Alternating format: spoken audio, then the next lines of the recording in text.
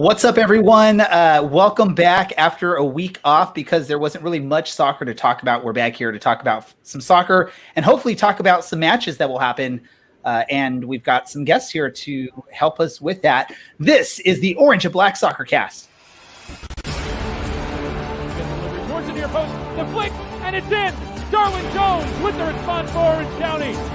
And it is a massive one. Off the goal, dominant in the last 7. Forrester in the middle now, gets around a few defenders. Forrester with the outside of right foot. What a strike by Harry Forrester.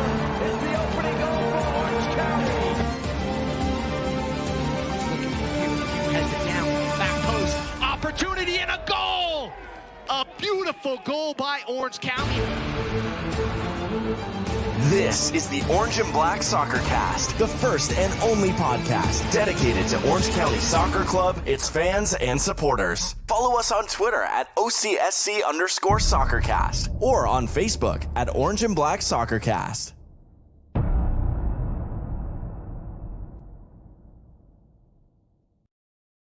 How's it going, Orange County? Welcome to another episode of the Orange and Black Soccer Cast, presented by Roughneck Scarves and Icarus FC. We are the first and only podcast dedicated to Orange County Soccer Club, its fans, and supporters. I'm your host, Ray Zamora, and I am with you each and every episode, except for that one time I missed when I was sick, to help guide you through this journey.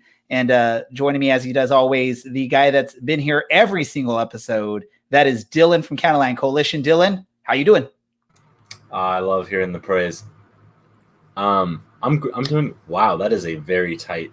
Okay, that's better. I'm doing great. I'm happy to be here. We got some special guests. I'm very excited to talk to them, as always. You know, it's the best part of my week. Perfect. Best part of your week. And it's always fun because we have this other gentleman that's with us pretty much every episode since the beginning of last season. And that is Alan in San Diego. Alan, how are you doing? Great. I am fantastic. We just got done with the Fairweather Pod. Had some wonderful guests on that are similar to this one. Had a blast. So I am in a very pleasant mood to talk Orange County and the week that will be for OCSC. So I'm excited to get into some of those matches. I'm excited that as well, as long as there actually are some matches to play, which fingers crossed they are happening. Before we get to our very special guest, I have one other guest to welcome on here. Dylan and myself joined him on his podcast with Alan over there on the Fairweather Pod, and we asked him, hey, do you want to come join us? And he said, sure, why not? So we're going to bring him on, and that is Chris Walker. Chris, how you doing? Straight out of the Inland Empire, Chris Walker is in the house. What's up, guys? And he's sporting those OC colors. I love it. I love it. I love it. This is San Diego Cantaloupe, bro. Well, so there we go. There's the four of us. We have one other person we want to introduce, and we want to get him on quickly because we don't want to take up too much of his time. He's joining us now for the second time. If you remember the last time he was on here, he gave Alan a very, very hard time about, I guess, a prediction or something. And I'm sure now he's going to come after me because I made some crazy prediction on the Fairweather Pod. And that's midfielder for Orange County Soccer Club, and that is Aodhan Quinn. Aodhan, how's it going, man? It's going great. Glad to be here. Glad to have you on here. We want to welcome you back to the Orange and Black Soccer Cast. Let me just say this really quick. My prediction, if you heard it on the Fairweather Pod, it's not a legit prediction. It's this magical, mystical thing I tend to do every match. And most of the time it works. So that's why I keep doing it. Dylan's shaking his head because he doesn't believe in it. If it works, we keep it that way. If it works, we got to keep it then. See, there we go, Dylan. There we go. I just want to say, I think he predicted a 5-0 Real Monarchs victory last year in the playoffs. That was close. So, that was the one time that was like one of the few times it didn't work out. So nothing's perfect. Nothing is perfect. But regular season, you keep it. Welcome back to the Orange Black Soccer Cast. I got to go straight to this question really quick. Season comes back into play. You play a few matches or a couple matches against Phoenix, which were some awesome matches. That second match, you guys sort of figured things out, got the goal, got the win, got the 3 points, which was a very big sort of momentum swinger. And then you head up to, I believe, Sacramento, and minutes before kickoff, you guys are told, hey, this match is not happening. What's going on as a player? What's going on in your head when something like that's happening? Yeah, that was unfortunate. We were about to just head out for warm-ups, and they were like, "Hey, wait a second." And we heard about the Galaxy thing. We were hoping it didn't affect us because when we were walking the pitch, we heard about it.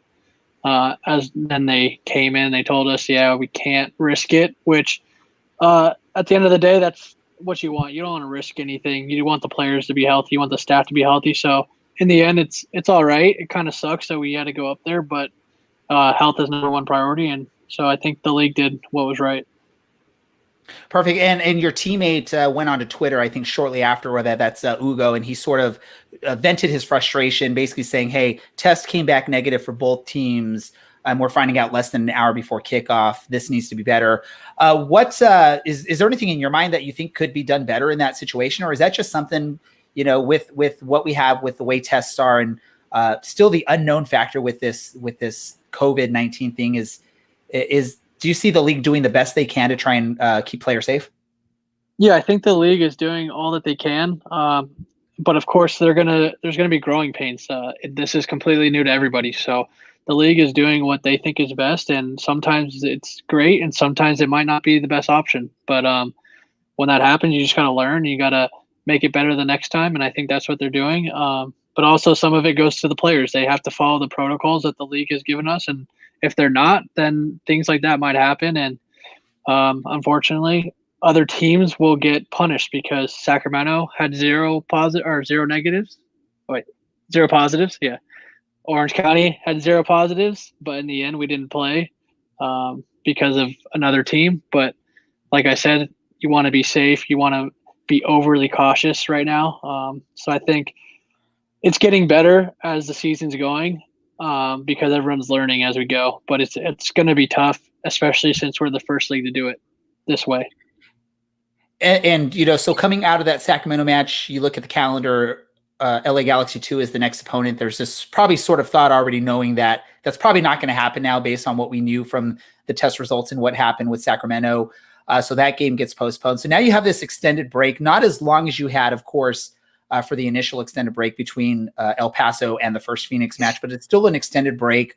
I know as an athlete, you're probably, you guys rely on some, normalcy, schedule regimen and all that stuff and make sure things are going the way you want it. So what does this type of unplanned break do for sort of the momentum you guys maybe built from that Phoenix win? And how's that potentially going to impact you going into the San Diego match? Yeah, we were all buzzing after that Phoenix win because obviously Phoenix, top team in this league, thought we performed well. The first game, that was our very first 11v11 because we didn't have enough players to do any scrimmages or anything. So getting a tie in that first game was good.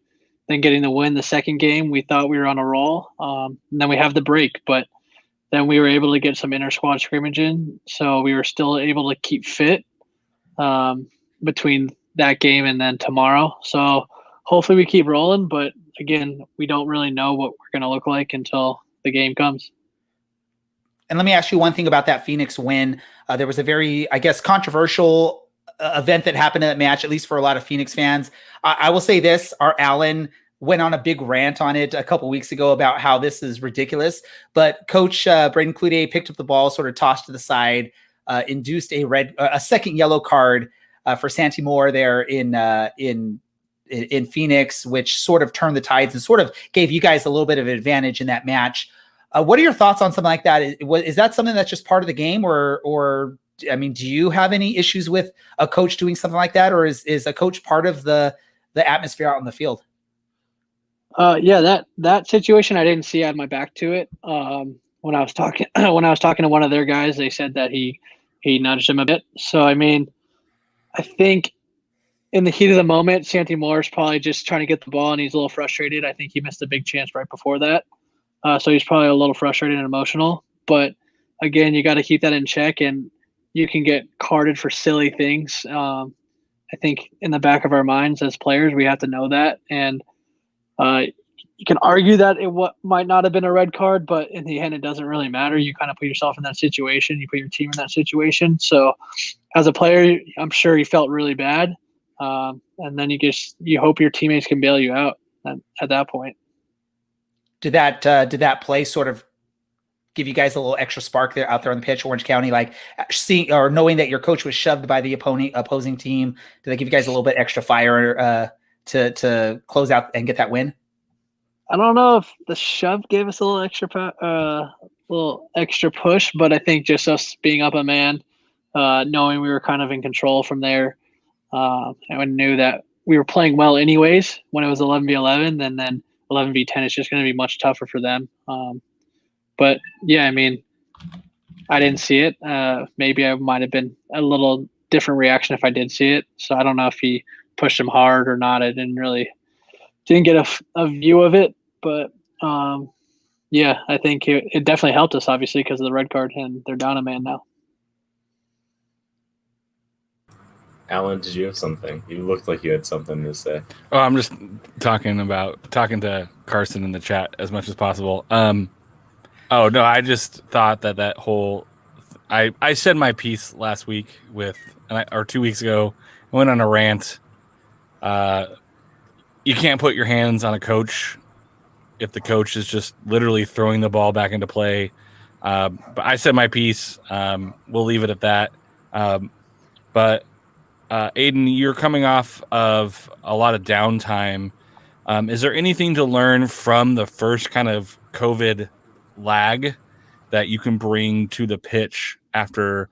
I mean, it's been so long since you played Phoenix. Is there something that the team can pull from their past experience now coming into San Diego, coming off of, a pretty long time off of the pitch?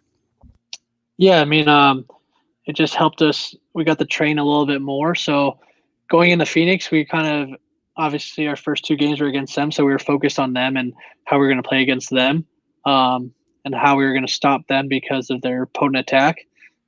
With the downtime, now it kind of gives us more time we can either extend trainings or we can do 11v11s.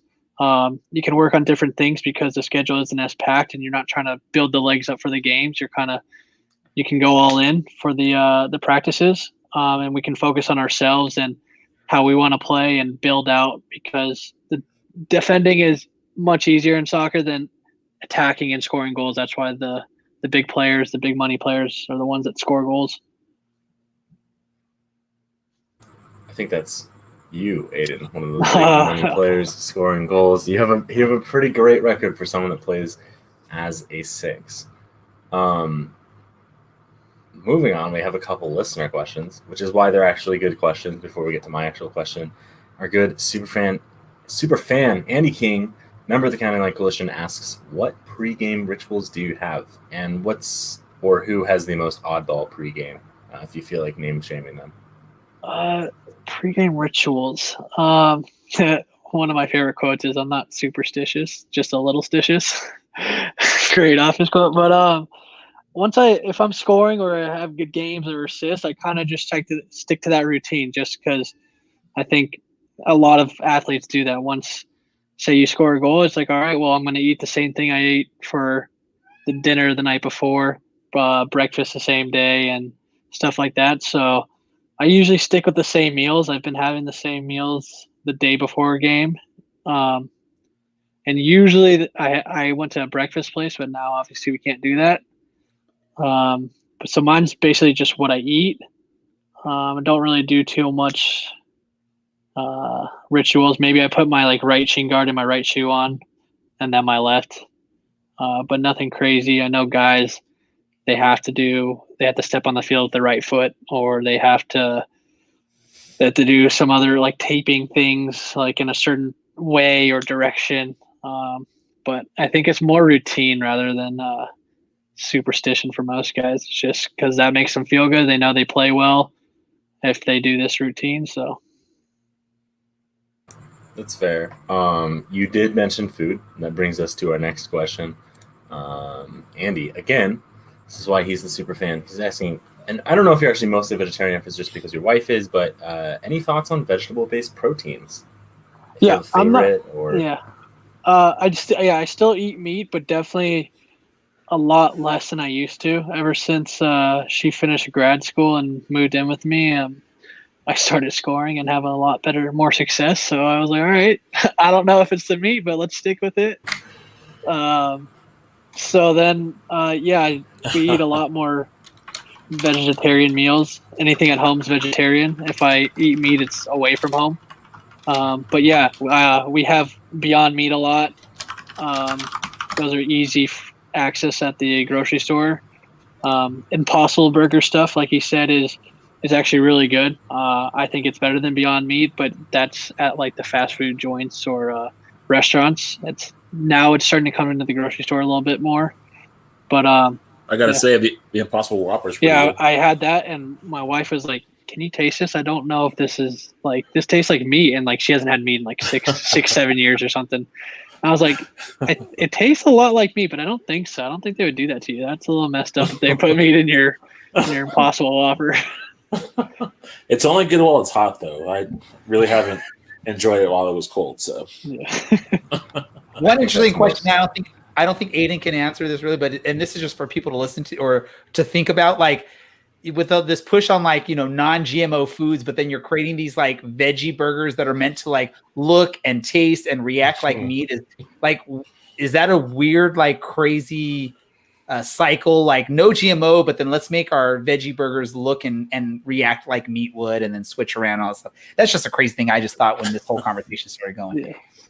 I think that's just to get people to try, it's kind of like, what do they have those like men like soaps, but it's the same thing as this normal women's soap. They just want like, you want to feel like you're a manly man when you're doing it. So I swear that's like Old Spice. That's Old Spice's thing, right? Like they take like the women scent and they just create like a wolf thorn or eagle hawk or something like that. And that's their new scent for men, but it's the same thing as like whatever the normal scent would be or whatever it is. I don't want to like put things on there. I have the prime rib and lumberjack body wash. So that's see, manly man Allen right there. See, I feel like he might. No one has ever said that in the history of human existence. Manly man Allen. That's gonna be your new nickname, Allen. Oh lordy. So Phoenix gets a lot of like platitudes for being the best team. And Orange County, I think, to me, is arguably one of the best teams in the USL. Is there something that Orange County feels like maybe a little bit of a chip on their shoulder? They have to like prove something, or is it, hey, we're just going to play the way we're going to play, and we know that we're good and we're going to be successful? Is there anything that Orange County feels like they have to prove anything, or is it just we're going to stay within ourselves and play good soccer? And we're going to show teams that we are one of the best in the league. Yeah, it's one of those, more like you said, we want to show people that we're good and we know we're good. We have really good players. I mean, we have Michael Roscoe. I think that's a massive signing just in the USL alone. To be here in Orange County, that's great. And we have a lot of other good players. We have Ugo, who's an MVP. We had Chandler, who was up for Golden Boot. Darwin had a great year last year. Seth Kasipli has been a mainstay in the USL midfield. So we have a lot of great players. Phoenix gets a lot of press and everything because they deserve it. They last year they crushed the league. They went on that long run, and they have unbelievable players like Solo, probably one of the best players in the league, if not the best. So I think they get the press and everything also because they probably have a bit more fans than us. But I mean, our fans are very loyal, and quantity isn't always better than quality. I'm not saying that Phoenix fans aren't great, but I know our fans, there's not a lot of people out there that would stick around this club as long as they have. I think now they're seeing the rewards of it. I think the club's doing great things, and they're on their way to being a really, really good club in America in lower division soccer. But yeah, I think there's a little bit of that animosity from guys saying like, wait, why aren't we getting a little bit of a bigger press or a bigger look? But with saying that, we did somehow make it to number 1 in power rankings without playing a game for 2 weeks or something. So magic. That was pretty awesome. That was magical. We've like talked trash on the power rankings for the better part of 2.5 seasons here, and I think when I saw that Orange County moved up to the top with missing a match and now missing another match, was pretty remarkable. Really quick, I have a quick question for you, then I'll go to Dylan. You mentioned Michael Orozco. What is it that's making Orange County's defense so amazing right now? I know it's only a 3-game sample, but you've only let in 1 goal as a defensive unit in Orange County. I know you mentioned Michael Orozco. He's an amazing, experienced defender, but what is it that's making Orange County such a difficult team to score against right now? Yeah, I think it's the players as well as our the way we are playing, and we make teams try to break us down. I think you have Michael Orozco, that's a given. Rob Kiernan comes over, so much experience. He's a great player. Just training with him, you can tell his quality. Nate Smith comes in, and he reminds me a lot like Kevin Alston, he's so hard to get by 1v1. I mean, he shut down solo for the most part, and if you look at anyone else who's playing solo, he's having a field day. So I think he's kind of getting overlooked, Nate Smith. But if you look at what he's done, it's unbelievable. And then on the other side, you had Kevin or you had Danny Finlayson come in, and they're going against Junior Flemings, and look what he's doing. He's crushing the league as well, and they really shut him down. And Santi Moore comes in, and they shut him down. So I think those guys have really stepped up, and you can see their qualities. But it's also from the front too. Ugo is super hard worker. You got Seth doing a great job on the left, even though he's a center mid. Brian Olowski's come in and worked really hard. And then you got Danny, you have Cammy, you have all these other guys coming in, and everyone, no matter what you're going to get from these guys, is 100% effort. So I think that's the best thing we can do is give effort, and then from there it's going to be really tough to break us down. Dylan, one last question you have, or I know we've already asked Aodhan about vegetables in the past. I don't know if we remember what his favorite vegetable is. All right. But one time I forgot, and I already forgot who I asked twice. I think it was Aaron. But no, I don't want to ask you about vegetables, but it's obviously a pretty crazy time to be living, playing professional soccer, kind of doing anything. I think we're all kind of just trying to do our best. You have some added pressure with the Players Association. Are you just pleased with how things have gone in the last couple months? Because it's been pretty chaotic, I think, and I imagine between being newly married and being one of the leaders of a team, trying to play, and then being a part of the Players Association as well, I imagine that takes a massive toll on you. How are you feeling at this point in the year? Yeah, during the start of COVID, the whole being on the board of the Players Union, it was a lot. There was a lot of phone calls. It was taking up a bunch of time, but in the end, I knew it was going to be for the betterment of the players. The players did a great job of sticking together. No one really frayed from the group, and I think that really made us strong. And now we're seeing the rewards for that. We got no pay cuts. We're playing games. So a lot of good things happen from it, and I'm proud. That's probably one of the proudest things I've done in my career is be a part of this Players Union, because it's more about other guys and not about myself. So I'm proud of that we're doing that, but we're still in the process of continuing that. But yeah, it's been tough, but it's been tough for a lot of people, and people are in way worse positions than I am. I'm just thankful I can still do what I love. I'm doing it with my friends. I have my wife healthy, my family's healthy. So I have no complaints at all. So I think a lot of people are in worse off situations, and I'm just glad that the people around me are doing well, and then the league is doing well, and the players are doing well. Perfect. Awesome. Amazing answer. Really quick before we let you go, I just one quick question. What's like the first thing you're going to do once like it's safe to go out and resume normal life? What's the first thing you're going to do? Oh man, I don't even know. This life it's been so boring. I don't know. I think it'd be nice just to go to a restaurant and eat and hang out, like maybe go to the beach, go to the restaurants, and just do normal things that you kind of take for granted. And now you're just kind of stuck at home or stuck around the neighborhood. But yeah, like I said, I'm not hard to please, so this isn't crazy for me. But yeah, I think just doing the normal, going to restaurants, taking the wife out to eat, or going with my parents somewhere, birthday party, stuff like that for my nieces and nephews. Yeah, I agree with you 100%. I'm sort of like you. I'm fine being a homebody and just sort of chilling and relaxing. You don't know what you got until you don't have it. And this whole, Right. like, you have to be at home. You can't go out to a restaurant. You can't go, hang out with the family and just have a good time. I'm looking forward to all that. So great answer on that. Ladies and gentlemen, I want to thank Aodhan Quinn for joining us. You can check out him and the rest of the Orange County Soccer Club hopefully get a victory against San Diego Loyal FC tomorrow. If you're listening live or if you're listening to the podcast, probably today, who knows? Quick, Aodhan, prediction for the match tomorrow. Oh, I just want a match, man. I've missed it. I talked to Charlie Adams. He said they're all negative. We're negative. So barring something crazy to happen, we should have a game. And then hopefully everyone's watching. Hopefully it's a good game. Two great teams, great players there. Great coach on our side. Let's see what Landon has. I think he's probably a good coach just based off his soccer pedigree. But yeah, it should be a good one.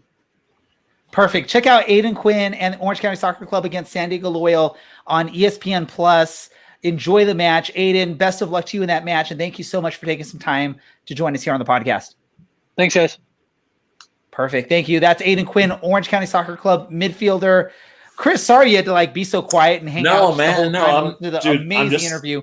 It's awesome. I was just thinking about the first thing I would want to do, and I was going to say is you got to go to Red Robin and order more fries and more fries and more fries because Gross. Guess what? No, hold on. The reason why is because they couldn't bring you refills, right? Because they can only bring your food once. So I'm just going to have refills coming because we can have all this contact. I ain't got to worry about COVID. You know what I'm saying? He's just going to post up at Red Robin and just stay there for 8 hours and just keep ordering fries. Just bring some more fries. Bring some more fries. Bring some fries and some campfire sauce. Come on, bring it. Now, wait. So what do you do with your fries? You put the seasoning salt or is there a special dip you get with it? It's the campfire sauce, man. That's all you need with that stuff. It's just amazing. Dude, no. I don't know if you've tried it, but you got to do the honey mustard. Their honey mustard with their French fries is the bomb. Okay. Try it. Red Robin fries are trash. Yes. What? Two things. No. In-N-Out fries world. are trash. In-N-Out fries are trash. Do you you're. Do you get them well done? Well done? No, I get them animal style just because that's the only way they are edible. Other than that, they are just trash.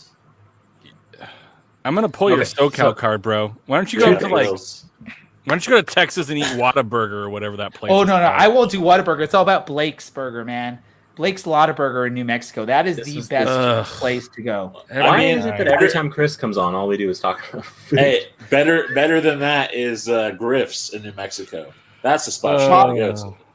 Bob's Taco Burgers, man. Those are the things right there, man. Yeah, the green chili that's really hot. You can't really enjoy it. Yeah, that's really and you get them on the French fries, and you can only eat 2 fries, and then you're done for the day. The green chili has got your stomach turn. Yeah. Yes, but no, you get the taco burger. They put the hamburger patty in a taco shell with that green chili and the lettuce and all the fixins, man. Yeah. Alan Dillon, you haven't been there, so if you ever go, try that out. Yeah, I'll take you guys everywhere. We'll go to I don't know if I ever want to go to New Mexico again. Yeah, you want to come here. You want to go to Meow Dude, Wolf? No. I'll take you out to the place we have. My grandma and grandpa owned a place that now it's just my grandma in Hemis Springs. They're right across from Los Ojos where you can go get some bomb beer and some food. And it's literally a little town of 100 and something people. So we'll take you out there when we get a chance. You could stop at the Indian reservation and get some good old Indian fried bread there. Trust me, we'll get you there, man. Dylan and Alan are falling asleep from this, man. Alan knows about the beer here. He knows that 14% beer. Chris, let's just do this. Hey, let's just make this about us, man. We'll just talk about New Mexico food and all that stuff. We'll just let the other guys just hang out on the side. I love it. Just go ahead and Photoshop me a logo right here.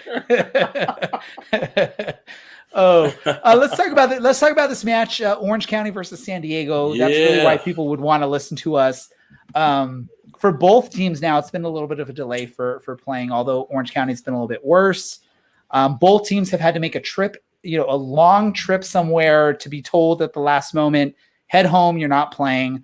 Aodhan Quinn sort of shared, what that whole experience was like, which I understand, player safety is the most important thing here in this whole thing, but it's still, as an athlete, you go through certain rituals when you're preparing for a match, you're going to a match. There's certain things throughout a season, the normalcy of a season that work to your advantage. So when you're having this crazy, weird season where you're playing matches, you're scheduled for a match, it gets canceled because of something, it's going to throw things off. What are your expectations? I'm going to go to you, Chris. What are your expectations heading into this match? Orange County traveling down to San Diego. Are you expecting a normal match, or is there going to be a little bit of rust? Is there going to be a little bit of weirdness going on? What do you think, Chris? I mean, I think that really when it comes down to it, I think that San Diego is, man, I feel like they're going to be playing on their heels a little bit, but I think it's going to be a good match.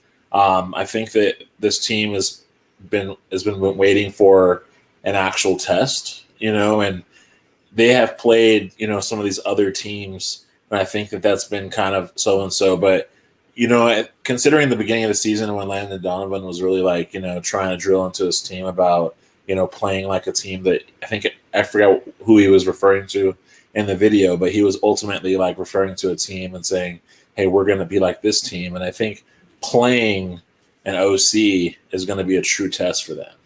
And I think that you're going to get a good competitive match is what I believe. Perfect. What do you think, Alan? Is San Diego ready for this test from a tough Orange County team tomorrow, let alone, a second match against Phoenix coming up soon? Mm-hmm. Is San Diego ready for it? Yeah, this is going to be a make or break week for San Diego. I think if they don't get points this week, they're on the outside looking in. Where Orange County and Phoenix, if they don't get points this weekend or this week, it's not the end of the world. So I think San Diego has more to lose this week than Orange County or Phoenix do.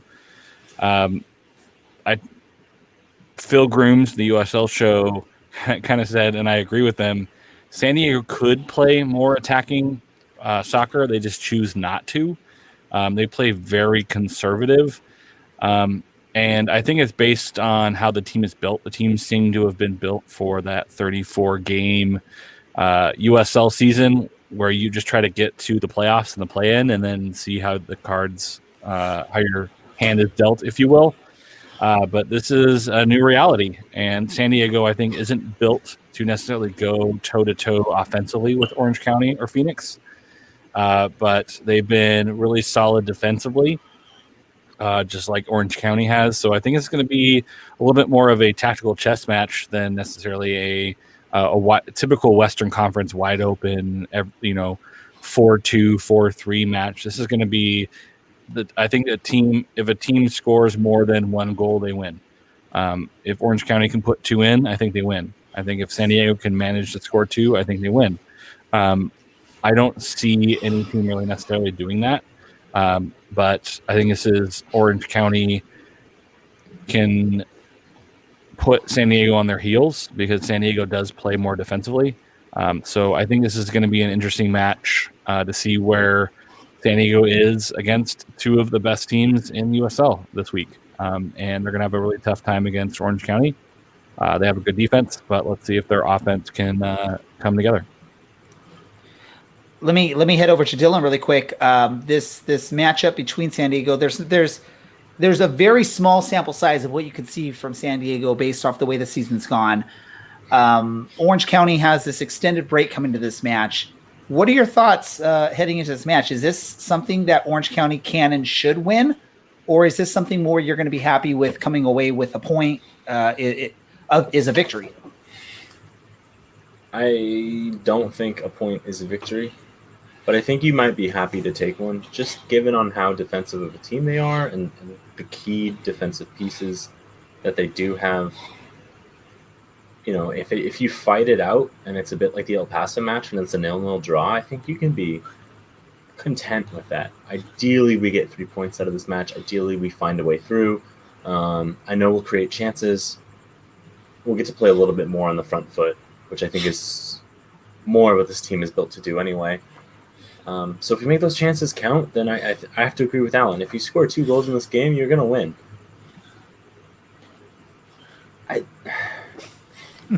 It's so hard to predict something when we're 3 matches into a season. It's so hard when teams haven't played for 2 weeks.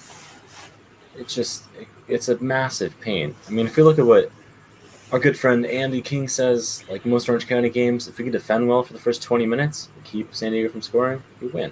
That was the case in 2018. A lot of the times we came out slow in the first 15 to 20 minutes. If we made it through that without having conceded, we were really confident. We would just either slowly or sometimes really quickly pick teams apart, put a couple goals in the back of the net, and pick up another 3 points. I think it's a similar situation here. We got to be mindful against the break. So we might see a little bit more of like a Phoenix versus Orange County, but a little bit of a role reversal there. Should be a good time, though. I'm looking forward to it. Well, looking forward. This is the beginning of a rivalry in the making, right? I hope it's a friendly one. It's SoCal. It's nice that there's other USL fans in SoCal for once. And I don't think anyone's going to tell you that Orange County is better than San Diego because it's just a lie. Ooh. No one's ever going to listen to this podcast again. Sorry, Orange County people. As cities.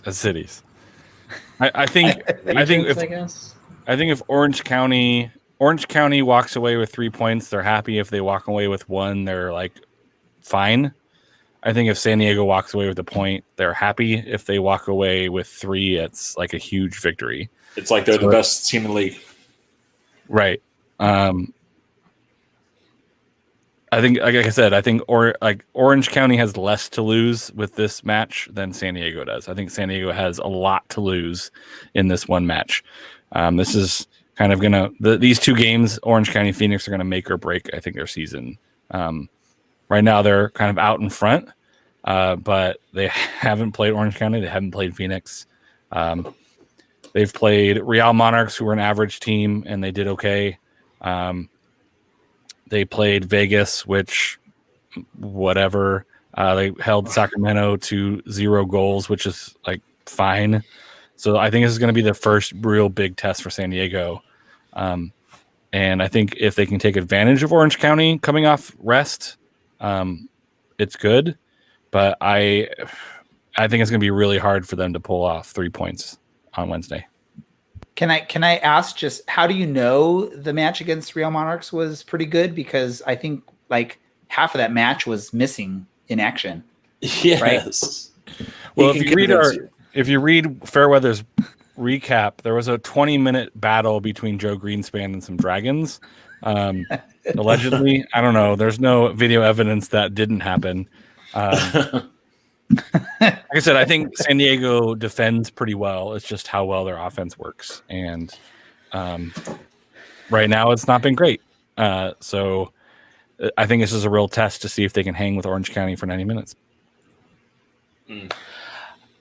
Let's do this. Any last thoughts from anyone before we get to score predictions? Yeah, don't have 3 or 4 beers before this one. If the only excitement you get is from goal scoring opportunities and goals, all right, you're probably going to want to just try something else. Yeah, this is going to be very much more like Eastern Conference USL than typical Western Conference USL. I think that's the way Orange County is built this year. They're built to be a very solid defensive team. I mean, any team that can hold Phoenix to 1 goal in 2 matches is a pretty good defensive team. So, I mean, that's what I think Orange County fans better get used to. Very low scoring games this season, limiting their opponent's goals and maybe scoring a goal or 2 each match. That sounds like a Western Conference final campaign speech. There you go. Defense wins championships, right? Isn't that what we're taught? Isn't that what we're taught as kids, guys? So what do we? Let's do that. Let's do that.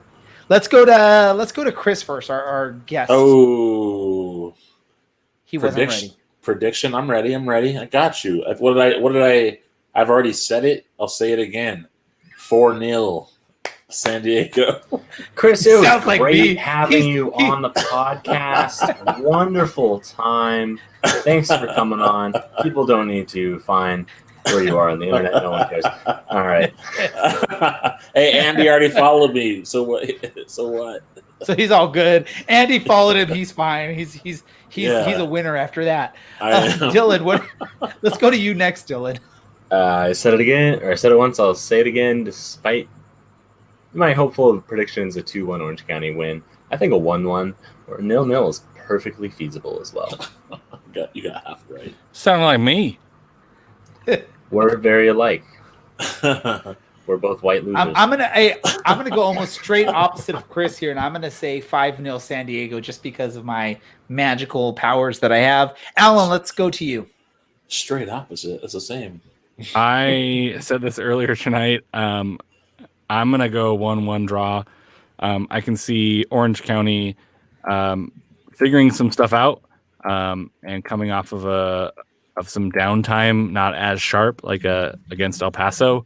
And Orange County can score goals. San Diego can score goals, but it's not where their strength is right now. Like I said, I think Orange County can pull some stuff together and become an offensive force if they want to. But I think right now they're relying on that back line and the back half of the team to keep them in matches and score some goals. Like that Phoenix match could have been like 3-0, 4-0, and we'd be having a different discussion. But I'm saying 1-1 draw. Perfect. Let's do this really quick before we get to our next topic here. I'm going to give you a ticket out if you need to, Chris, because we're going to get into our next match, because there's actually 2 matches that Orange County is going to have between now and our next episode. Do you want to hang out still, Chris, or do you want to head out? What? Wait, who's your next match? If it happens, it's Vegas. Oh, I'd love to hang out. Yes. Well, let's go do it then. Let's go straight to this. And first thing I'm going to say is odds that the match will happen, Orange County versus Vegas.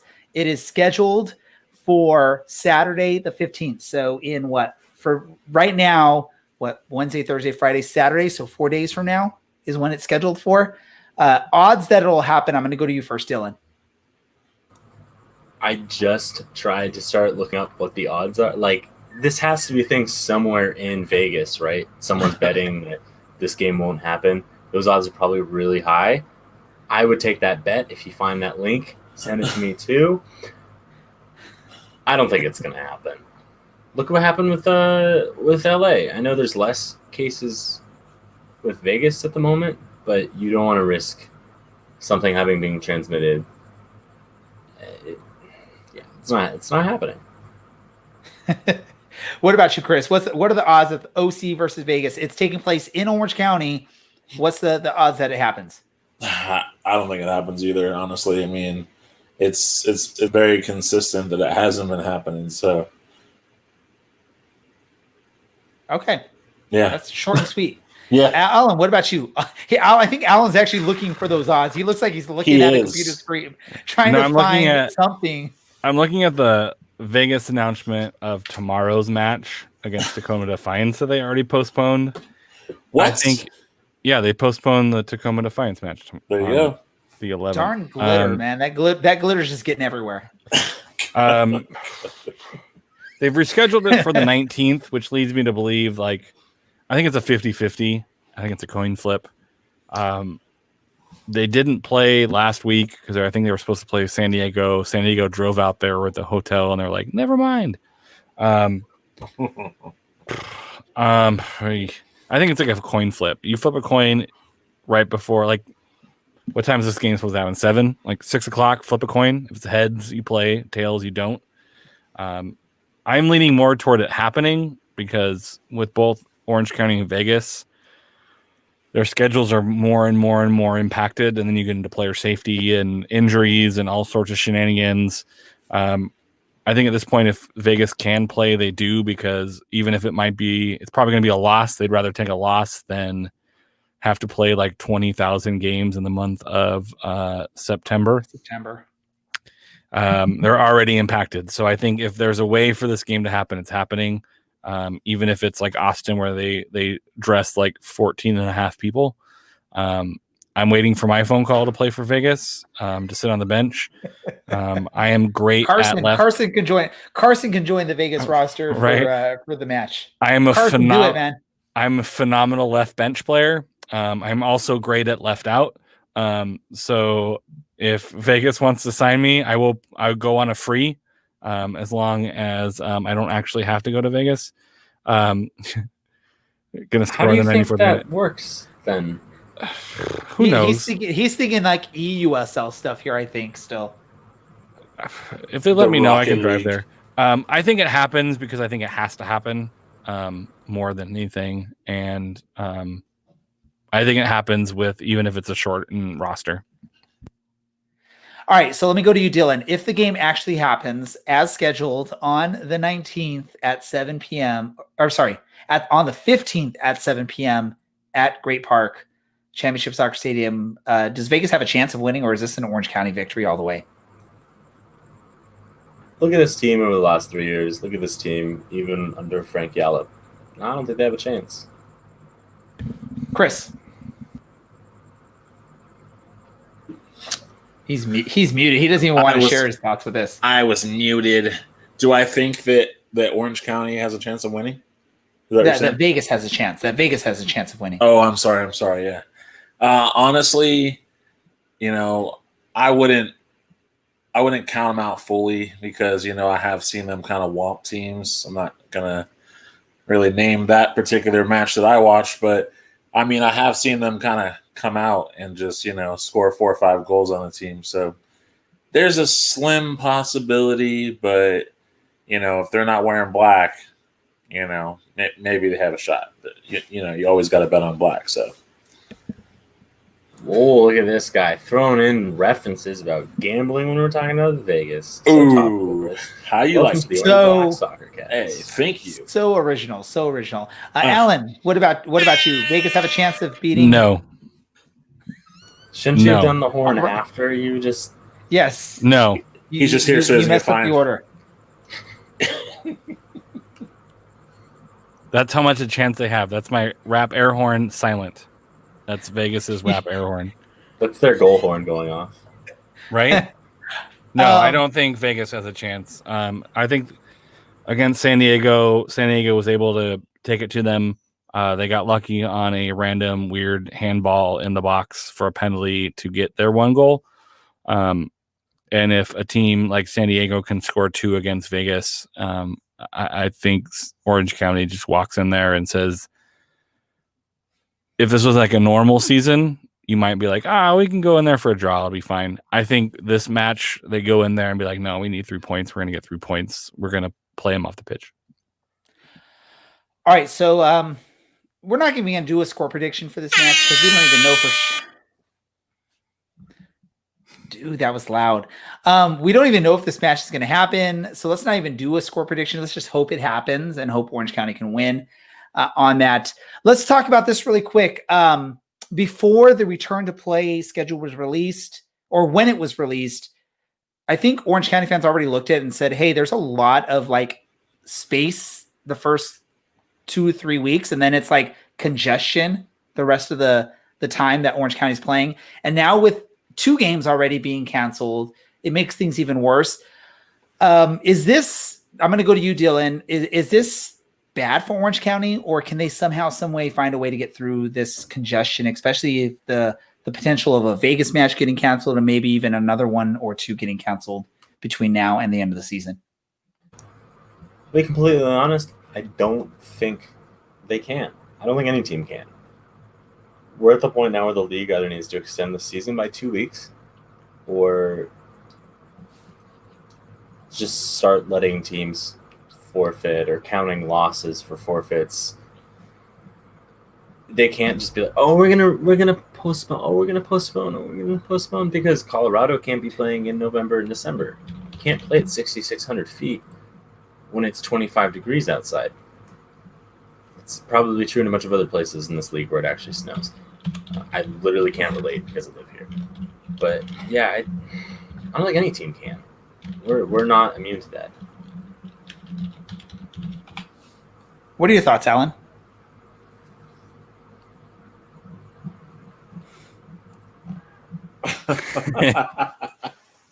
I agree with Dylan. I think the season either needs to get extended or we need to have a serious conversation about points per game with the minimum number of games played, or straight up forfeits. Unfortunately, like Orange County has been on the bad end of teams having to cancel on them.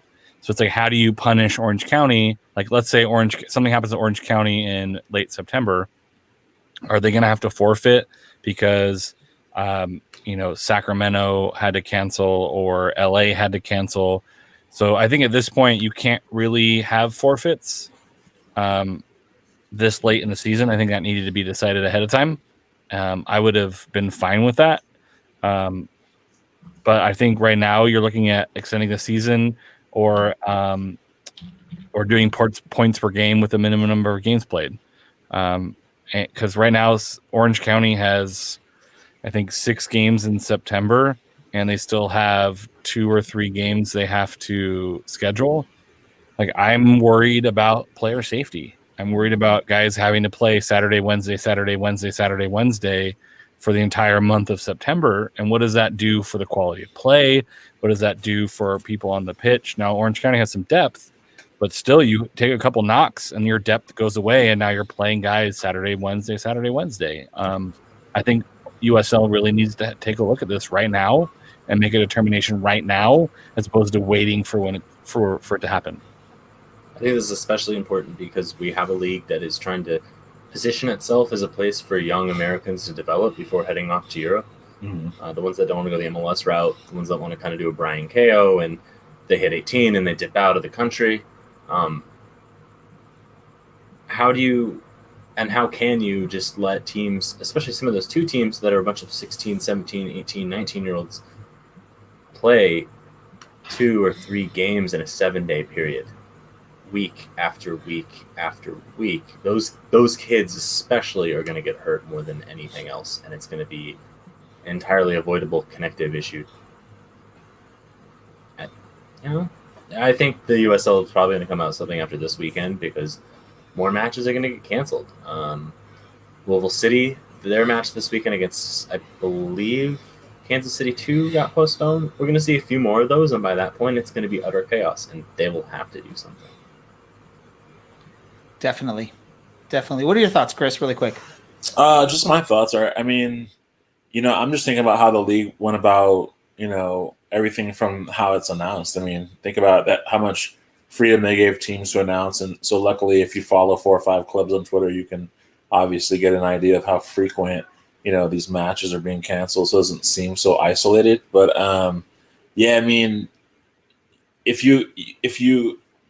I just can't see them extending the season. I could see why that's going to probably be the case, but I just can't see that happening because of the fact that they probably have to have so much time before they can commence into postseason play. At least for how they formatted it. But I think they're just going to have to just adjust. I'm sure all of us thought that the USL could shut down again at some point based upon just the risk that was presented at the beginning, and for the most part, most teams have figured out how to do it the right way. But these teams like this, where it's every week, boom, postponing a game. It's it's reckless. So if they cancel again, then we're really going to see what the league's going to do. Yeah, I think with that, if you extend the season to a couple weeks, most teams are going to be fine. I think a team like Indy, who's already played 8 games, maybe that's the time where Indy can schedule a couple friendlies. I think Pony on the USL show on last night said, hey, you take a week off, you play a friendly 1 week, you take a week off, and now you're in the playoffs. I think there's ways to get creative to make sure that the players are taken care of. And if you do what's best for the players, you do what's best for the league.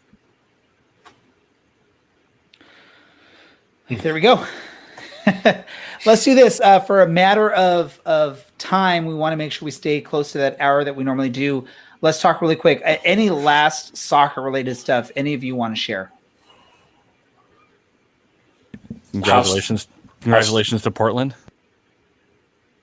How stoked are you guys about the new LA team for NWSL? That's a really awesome thing that's happening. I'm hoping we can somehow, some way get some people that cover that team to jump on with us, because I'm sure Dylan and Alan are as excited as myself in seeing that happen. Something that obviously I would have loved it to happen in Orange County first and foremost, but I think LA is a better market for it anyway. So Angel City, what's the supporters group called? Do you know, you guys know what it's called? No, I think off the top of my Dylan's head. like, Rebellion 99. Boom. boom. Perfect name, perfect location. I'm thrilled for this team. It seems like they've got the money behind them. Yes. They have half the sense that Vegas has with the kind of situation they've got going on, or half the sense that LAFC has proven they have.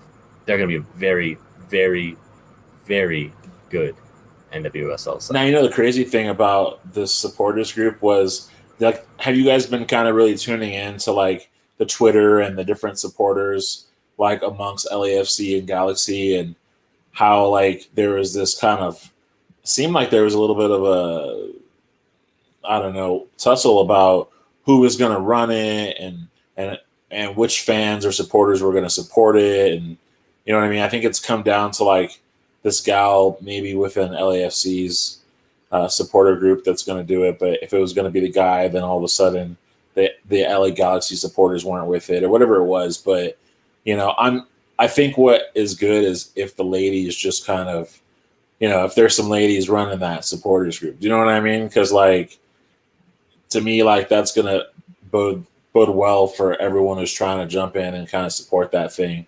But you know, being out here in New Mexico, and I mean, most of my teams are LA teams that I follow, right? So, you know, I'm like, okay, this is good. I just hope that they can, like, keep it together, you know, so they don't let their MLS rivalries kind of break up the group. We'll see how that happens. We'll see what happens with that. I know I'm going to be working to try and get some people on to help talk about that, because I know, again, this is something that Dylan, Alan, and myself are definitely excited about. Again, I would have loved for Orange County to be the first in Southern California to get a team, but I think a bigger market like LA definitely deserves that, and I think it's going to be awesome for soccer and for soccer fans to be able to watch that. We've seen a lot of quality, amazing play from the NWSL. You know, their cup that they just had, the Challenge Cup, was an awesome event, and I think that's definitely going to help bring in more fans in the LA area and just nationwide. So, pretty awesome there. Let's do this. Let's get into our random thoughts for the day then, or for the episode, if we can do that. Let's go to Alan first. Ooh. My random thought of the day is your educators are going to be doing the best job that they can, but know that they are overwhelmed with all of the shenanigans that's happening. Local school boards, county school boards have been very reluctant to be proactive with their decision making, which puts a lot of the classroom teachers on the back foot of having to learn and implement new teaching strategies for school starting. Just know that your teachers are working as hard as they can and will bring you the best education that they possibly can. Be patient with them as they are patient with you and your children. I know this is not the most ideal situation for anybody, but teachers are still teaching. We are working. I sat through 3 hours of professional development this afternoon with a 5-minute break. So we're doing the best we can. Please be kind. Just communicate, and we're there for your students. We're there for your community, and we're going to do the best job we can. Your child will not be left behind. Everyone's going through the same thing, and we will see you at the other side. And yes, the Raiders are F the Raiders! Exclamation point! Exclamation point! Times infinity. How many of them are there, Alan? I'll start counting and I'll let you know. No, props to teachers. I know it's a really crazy time for you guys. So, Alan, appreciative of you and any other teacher out there that's listening to our podcast. I know when the craziness happened at the middle of last school year, it was sort of just figure it out how we can get through the rest of the school year, however we can. It seems like there's a little bit more organization now. I know with my school district, they're launching or they're using Canvas as a platform for this online learning. So they just had a parent session on YouTube for us to learn how to use it. Lucky for me, I've been taking college classes for the last 8 years, and I've been doing online classes, and most of those classes have been on Canvas. So I know how to use it. So I'm like, great, this is awesome. I was telling my wife I can figure this out. Direct your questions over to DJ Ray Samora for your Canvas questions need. Send them to this. Send them to this guy down here. To Alan. What's Canvas? It is a learning module management system. It's basically like LMS.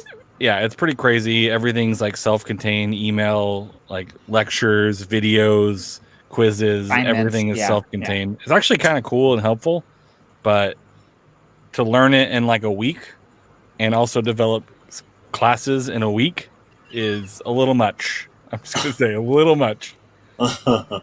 Yes, but it'll go a lot better for the students as far as once it gets implemented and it's running smoothly. It'll be a lot better for the students where, like Alan said, no kid's going to get left behind because they're actually going to learn instead of what happened at the end of the last school year where teachers were just like, look at these websites and do these games on these websites and figure that out. And we're just going to pass you because we have no idea what to do here. Nothing against the teachers, nothing against the school districts for that. It was an impossible situation to be put in.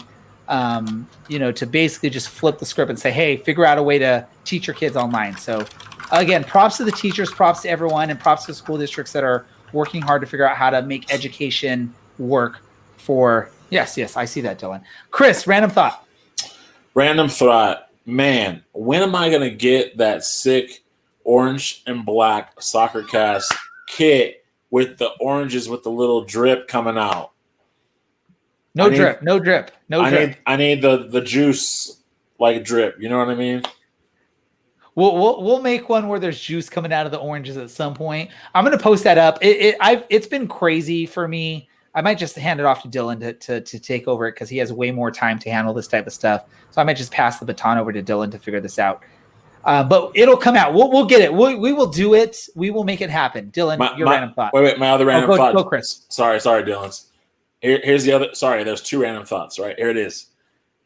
Ray needs to go with Dylan and Alan one weekend over to that pier and actually get the flag on the pole, get the actual shot, and then I'll be happy. That's my random thought.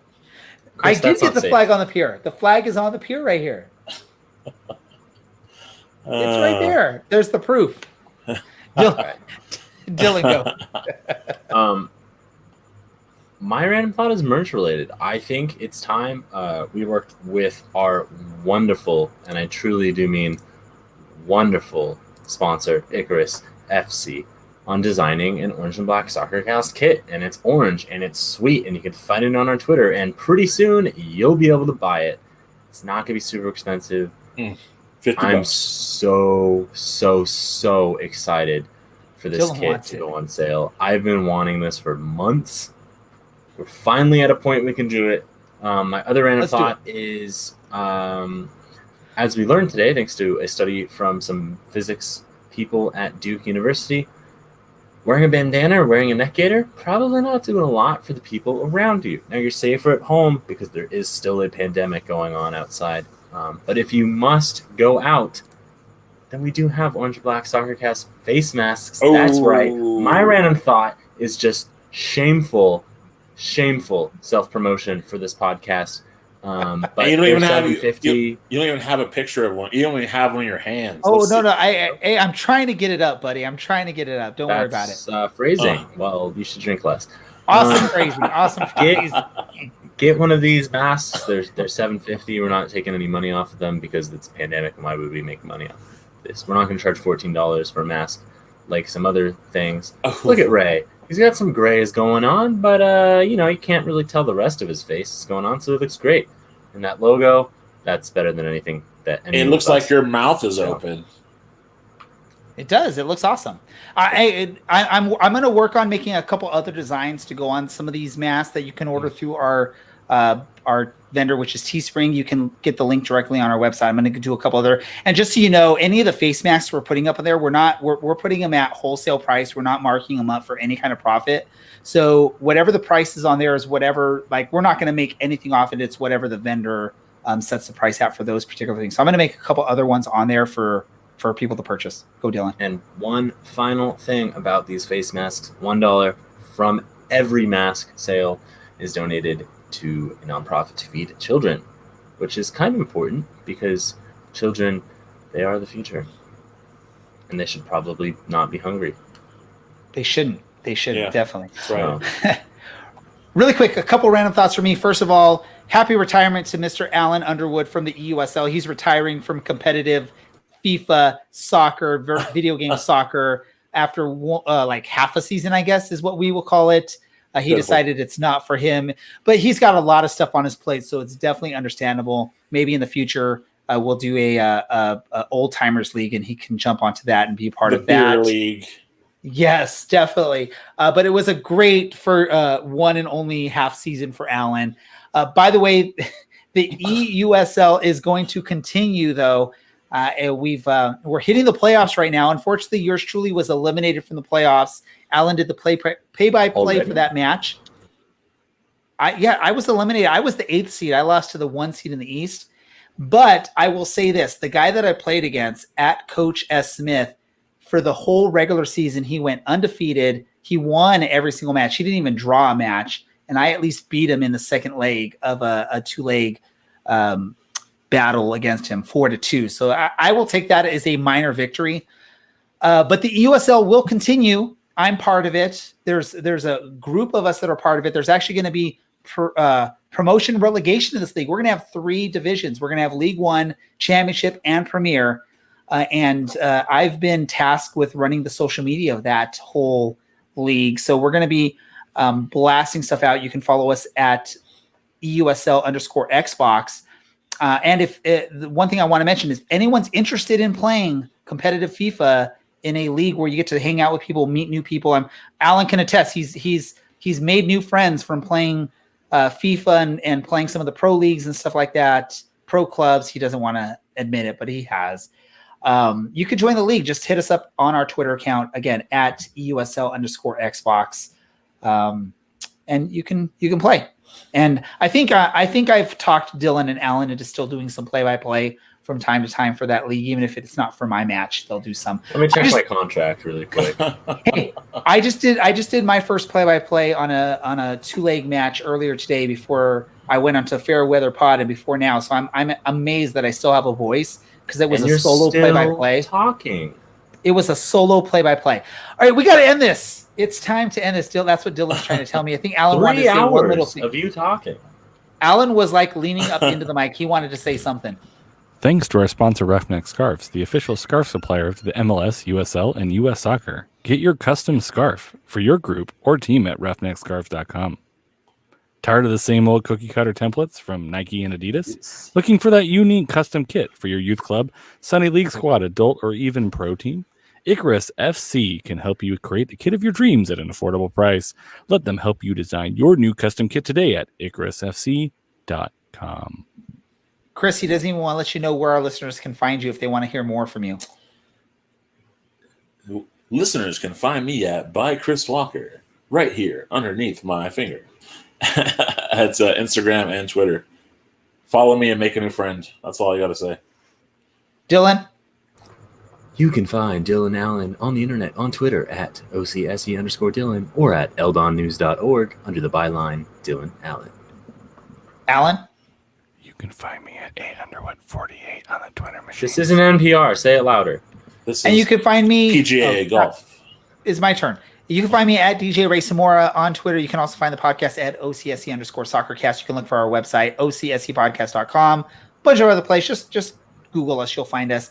I want to thank our guest, Aodhan Quinn, for taking some time tonight to join us. Also, Chris, for hanging out with us after recording a Fair Weather Pod. He came and hung out with us for a full episode. So props for you. Dylan, Allen, thanks for always being here. This is the Orange and Black Soccer Cast, and we are out.